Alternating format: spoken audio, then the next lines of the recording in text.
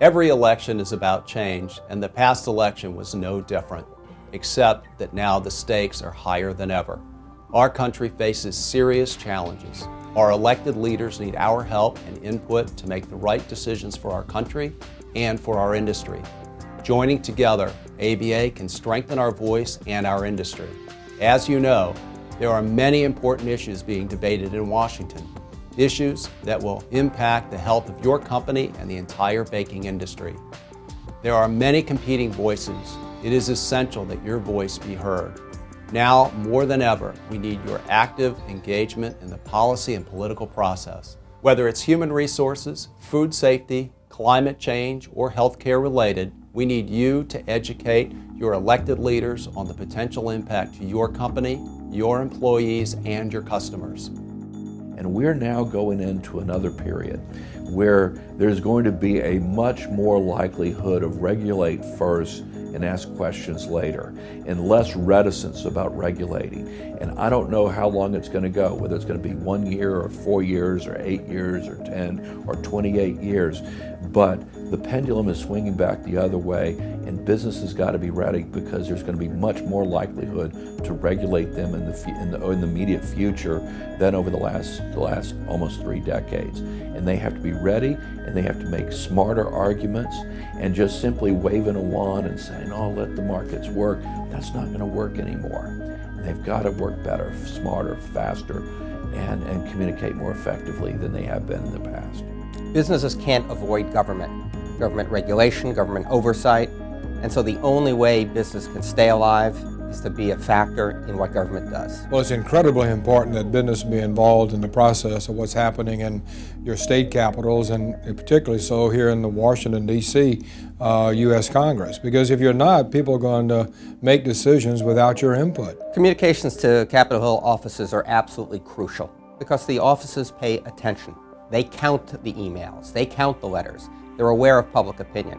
Those emails are collected on a regular daily basis, and if there's a particular amendment or a particular issue out there that changes from day to day, then we get updates on what constituents are saying on a regular basis as we go through the debate process. So it is very important that we hear from constituents, and the easiest way for a constituent to let us know their opinion is by sending emails. Sometimes it's pure volume. Most senators or congressmen can tell you if they got 500 letters on the subject and 400 against and 100 for. So it becomes, if nothing more, a statistic. You don't have to write a 20-page letter to get a member of Congress's attention. You get on your computer, you send an email, it has an impact.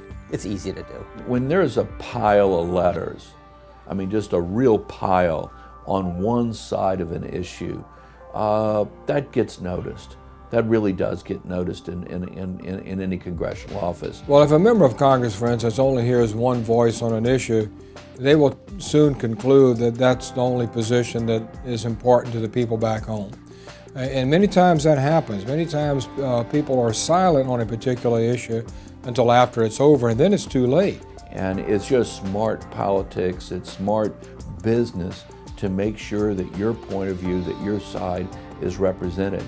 You know, if members of Congress make decisions based entirely on the point of view and the arguments made by someone whose interests are 180 degrees different from you, that's going to be lousy policy from your perspective. There's nothing that takes the place of a personal relationship. Find a good candidate for office, express your support for that candidate, contribute to their campaigns, contribute to your political action committee, and stay in touch with them after they're elected. When you can go to your member's office, whether it's in the district or on Capitol Hill, and talk to staff and talk to members, they're going to remember you. And it's important for a business to tell their side of the story, to make sure these laws, these regulations are crafted in a way to be constructive and not destructive. In politics, showing up is only half the battle. The other half is being well organized and speaking with one voice.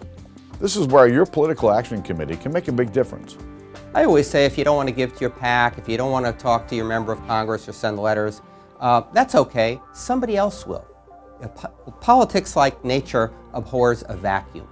And if you don't have a political action committee, and if you don't give to your political action committee, if they can't go and just get a member's attention, then somebody else is going to do that. The easiest way for an employee to show their support for a philosophy that they adhere to is to contribute to their political action committee.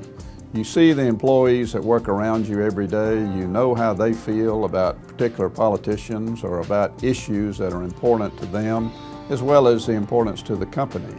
And by contributing to a political action committee, you have a direct involvement in the process. ABA is the only group telling the baking industry's story, your story. ABA has made it very easy for you to participate. Please visit the ABA website at www.americanbakers.org for detailed information on ABA's priorities. While you're on the ABA website, go to the Grassroots Action Center. You can send custom messages to your elected leaders on ABA's priorities. Finally, and most importantly, share this information with your employees and your customers to get them to participate as well. These groups are looking to you for guidance, and ABA has made it easy for you to share it with them. With all of the challenges our country and industry face, we must never forget that our founders protected our right to petition our government. Don't ignore that right, especially in these times.